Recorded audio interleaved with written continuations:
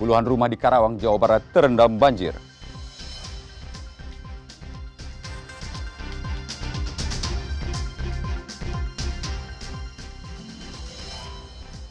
Tiga belas anggota geng motor yang melakukan penganiayaan ditangkap polisi.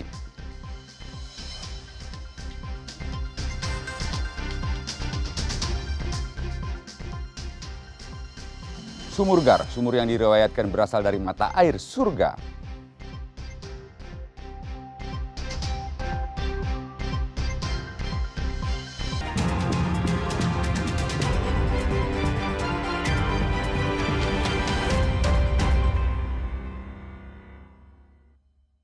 Selain ketiga informasi utama tadi, kami masih memiliki informasi menarik lainnya. Saya Nugroho Iman akan menemani Anda dengan berita independen terpercaya. Kita simak Kompas Jabar selengkapnya.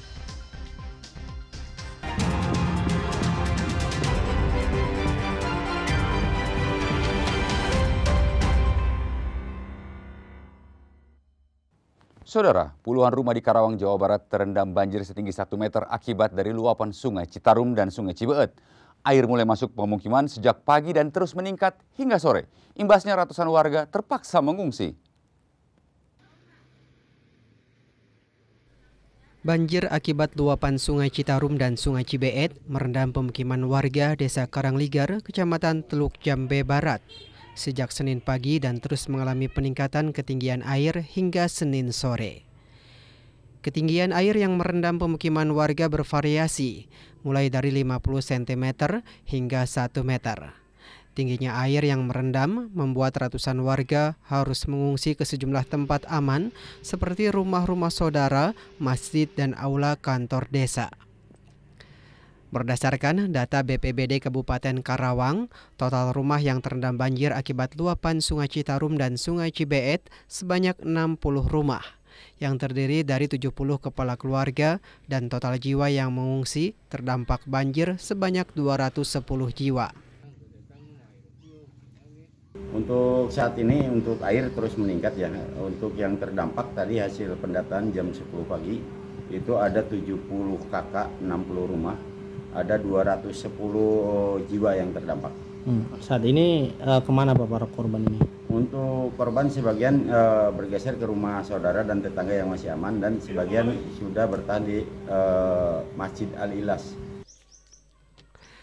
Penyebab banjir yang merendam pemukiman warga selain oleh meluapnya Sungai Citarum dan Sungai Cibeet juga disebabkan oleh hujan deras yang terjadi di wilayah Karawang yang terjadi pada Minggu malam hingga Senin dini hari.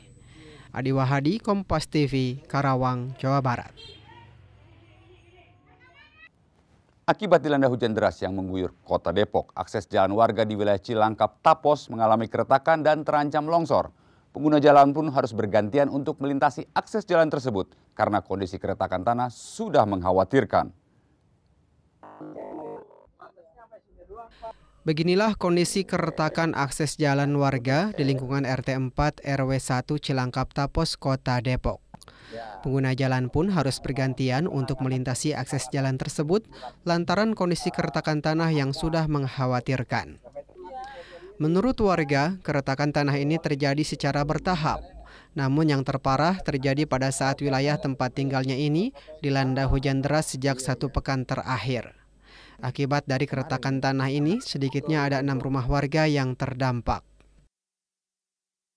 Oh ini, yang ini baru 1 minggu yang ini, yang itu ya dulu retak-retak kita perbaiki sendiri begitu. Kalau udah longsor, baru ini sih yang 1 minggu ini hujan deras. Nah ini, jadi apa getaran tanah ya nggak tahu ya saya ya. Khawatir nggak sih Bu? Ya khawatir, rumah saya ambruk.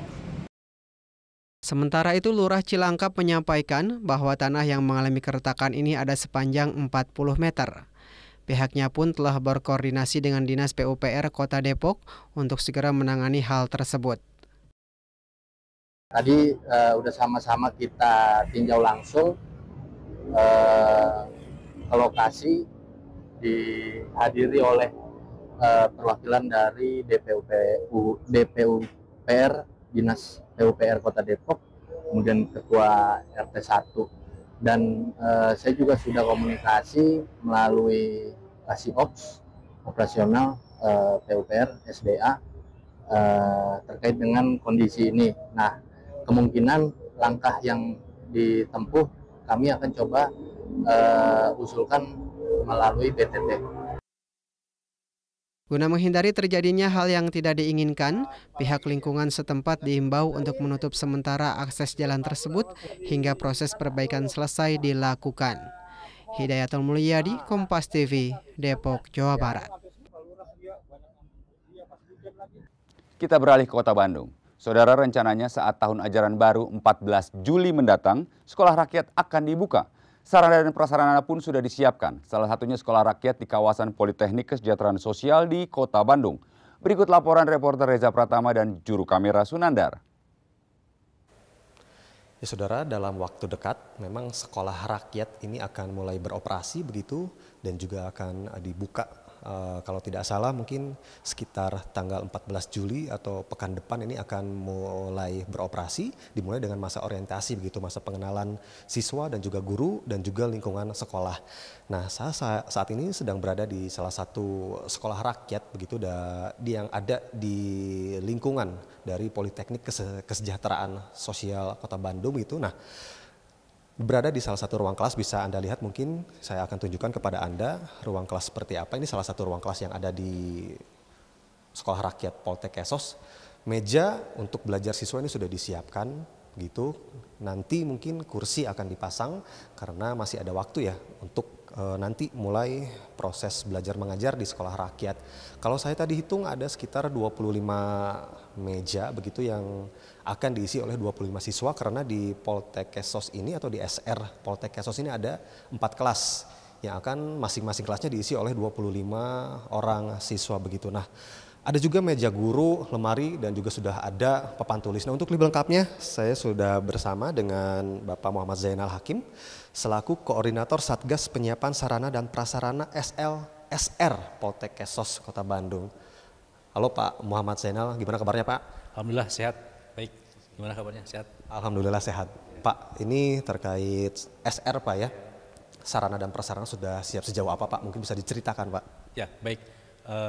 Dalam rangka persiapan pelaksanaan sekolah rakyat di Politeknik Kesejahteraan Sosial Bandung ini, kami sudah menyiapkan beberapa sarana prasarana meliputi ruang kelas ya. Di sini kan nanti akan ada 4 kelas rombongan belajar siswa.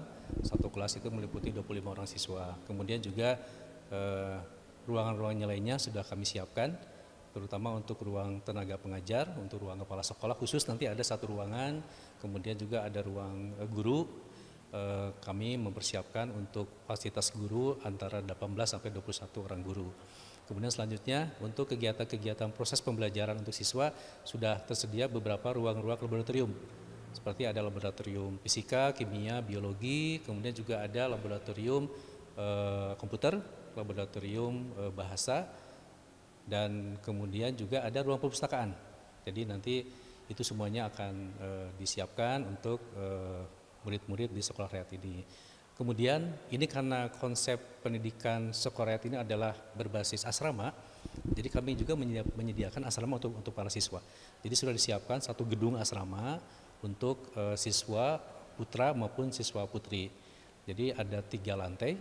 Lantai 1 itu diperuntukkan bagi ruang makan dan ruang kumpul mahasiswa, ruang kumpul siswa. Kemudian juga ada ruang istirahat untuk guru dan kepala sekolah, itu di lantai 1. Kemudian lantai 2 itu ada asrama untuk siswi, dan di lantai 3 asrama untuk siswa. Nah, setiap lantai di lantai untuk siswa itu masing-masing berisi 16 ruang kamar tidur buat siswi dan 22 untuk kamar mandi.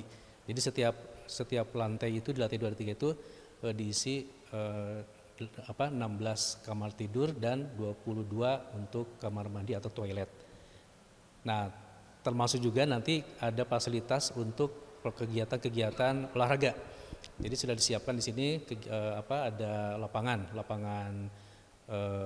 bola voli, lapangan bola basket, lapangan tenis, lapangan untuk futsal, dan juga ada fasilitas-fasilitas pelayanan, baik itu pelayanan untuk kesehatan, nanti ada ruang untuk klinik kesehatan, kemudian juga untuk fasilitas ibadah sudah tersedia masjid di kampus untuk untuk pelayanan bagi para siswa di SR ini. Kalau sampai dengan sekarang kesediaan ini sudah hampir 97%. Ya, mungkin nanti ada beberapa sarana-sarana yang belum tersedia, itu nanti akan bisa kami penuhi antara dalam minggu ini, besok atau lusa. Kami sudah mendapat informasi semua fasilitas sarana prasarana akan dipersiapkan secara lengkap. Gitu. Baik, terima kasih Pak Zainal Hakim atas informasinya Pak. Terima kasih sekali lagi Pak. Itu saudara tadi sudah dijelaskan oleh Pak Muhammad Zainal Hakim bahwa sarana prasarana sudah hampir siap sekitar 97% dan nantinya di SR Poltek Kesos ini diperuntukkan untuk siswa SMA begitu. Ada 4 kelas yang akan diisi oleh 25 orang dan kita nantikan pada nanti proses pelaksanaannya kami pun akan terus memantau dan memberikan informasi kepada Anda begitu. Dari Bandung, Jawa Barat, Reza Pratama, Sunandar melaporkan. Saudara, harga beras di pasar tradisional Pasar Jamblang Kabupaten Cirebon, Jawa Barat naik. Beras premium menyentuh angka 15.500 per kilogram dari sebelumnya 14.500. Akibat kenaikan ini, salah seorang pedagang masakan mengurangi jumlah pembelian yang biasanya 10 kg per hari kini hanya menjadi 5 kg saja.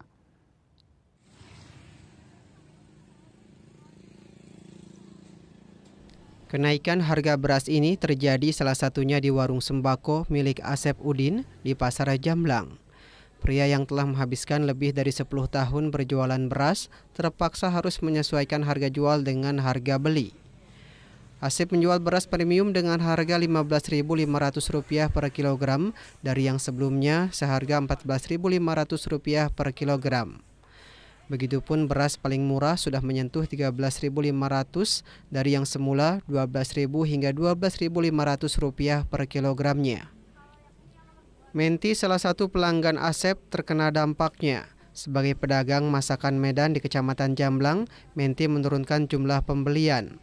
Dia membeli beras 5 kg, sebelumnya Menti membeli beras di warung Asep mencapai 10 kg per harinya. Dia menilai harga sembako yang naik menyulitkan, terutama bagi pedagang kelas UMKM seperti dirinya. Yang sekarang 5 kilo ini? Biasanya saya beli 5 kilo gitu tuh. Kadang 10 kilo, kalau lagi murah 10 kilo, kalau lagi mahal 5 kilo. Iya, sekarang lagi sih mahal, kadang naik turun, kadang ini. Iya. Sebelumnya Ibu paling murah berapa belinya dengan beras kualitas yang sama? Yang saya beli 13.5 gitu, yang udah bagus gitu. 15 yang itu yang paling bagus 15.5. Oh, berarti ini penengahnya berarti. Iya, penengah 15. Asep Udin, pedagang beras, mengaku kenaikan ini sudah terjadi sejak 2 hingga 3 bulan lalu. Kenaikan beras tidak terjadi seketika, melainkan bertahap sedikit demi sedikit. Setelah beberapa bulan baru akan dirasakan kenaikannya, utamanya bagi pembeli eceran. 13.500 yang paling murah sampai 15.500 premium. Itu sebelumnya paling 15, yang premium yang paling tinggi dari 12 sampai 12.5 sampai 15. Tak hanya beras, kenaikan harga juga terjadi pada telur. Asep menjual telur hari ini mencapai Rp28.000 hingga Rp28.500 per kilogramnya, dari yang sebelumnya Rp26.000 hingga Rp26.500 per kilogramnya. Muhammad Sahir Romdan, Kompas TV, Cirebon, Jawa Barat. Gubernur Jawa Barat Deddy Mulyadi menyarankan agar teras Cihampelas segera dibongkar. Informasinya akan hadir selengkapnya usai jeda.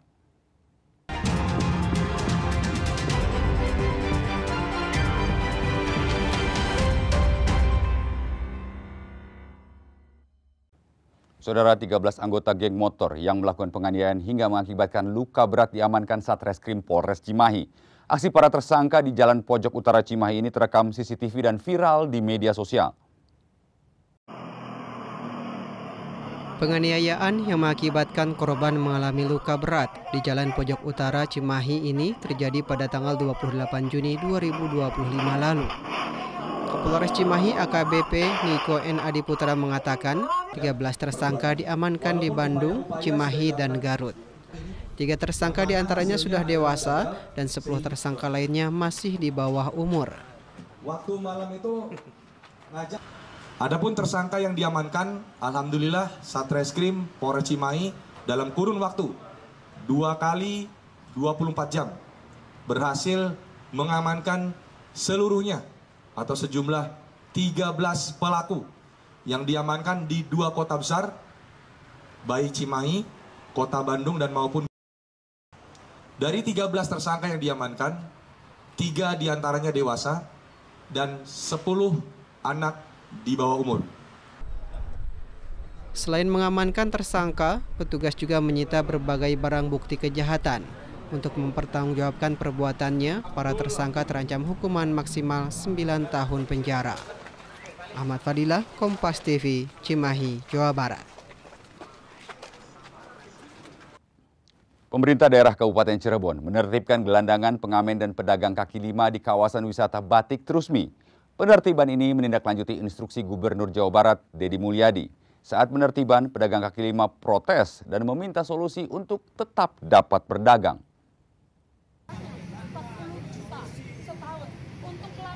Salah satunya adalah pedagang kaki lima Kelapa Parut ini.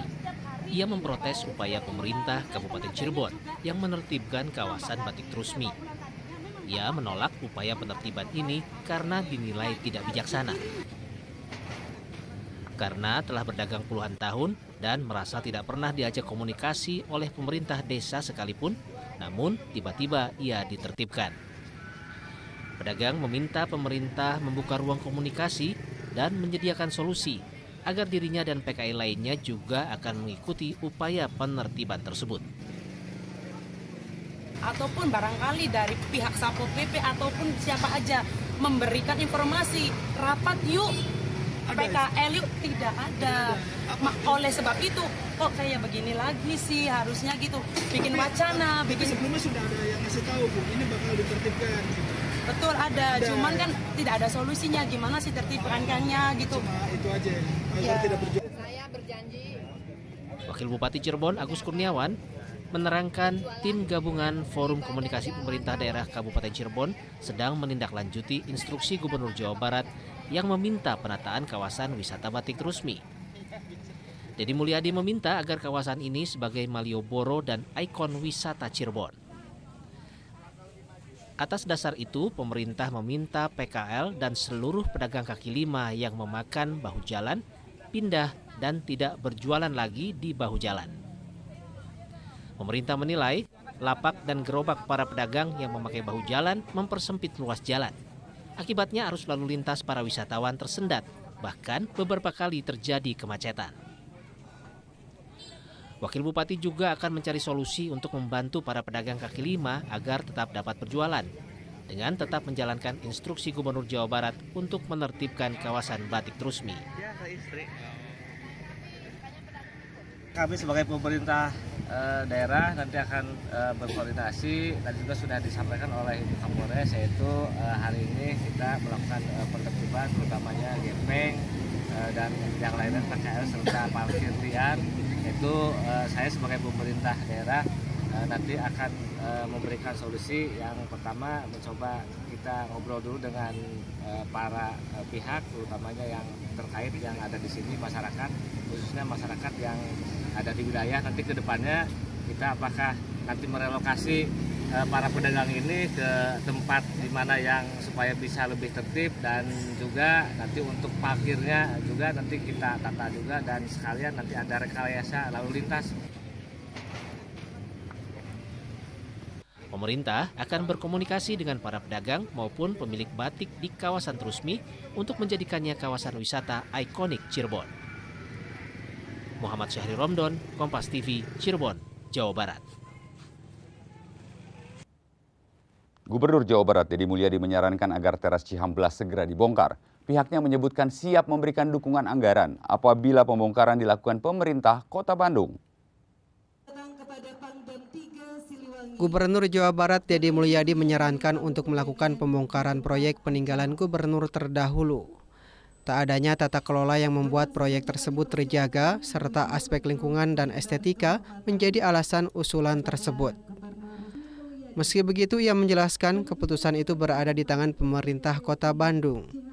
Ia mengusulkan agar Cihampelas kembali ke bentuk semula yang menjadi salah satu kekhasan Kota Bandung. Pihaknya menyebut siap memberikan anggaran dukungan jika diperlukan untuk proses pembongkaran. Ya kalau saya lebih punya saran, kan saran kewenangannya kan semuanya di wali kota ya. Saya lebih punya saran, kan kalaupun ditata ulang itu pasti peristiwanya sama lagi deh. Kapan sih kita konsisten ngejagain, itu kan nggak pernah. Nah kemudian yang kedua dari sisi aspek jalan, itu kan jalannya jadi menyempit. Kemudian pohon-pohonnya jadi tidak terlihat. Bahkan kalau menurut saya kalau itu dibongkar, itu bisa dikembalikan ke Cihampelas lama. Dengan mengembangkan kembali outlet yang menjadi ciri khasnya Cihampelas gitu. Tapi itu kan terserah Pak Wali Kota. Kalau saya kan memberikan saran saja gitu. Kondisi teras Cihampelas saat ini terbengkalai dan tak terurus dan dinilai banyak pihak merusak ikon Kota Bandung tersebut.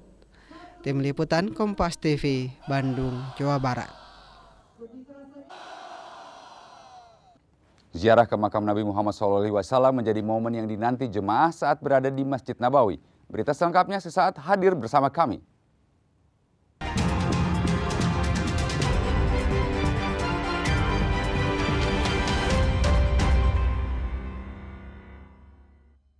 Labbaik Allahumma labbaik, labbaik la sharika laka labbaik, innal hamda wan ni'mata laka wal mulk la sharika lak.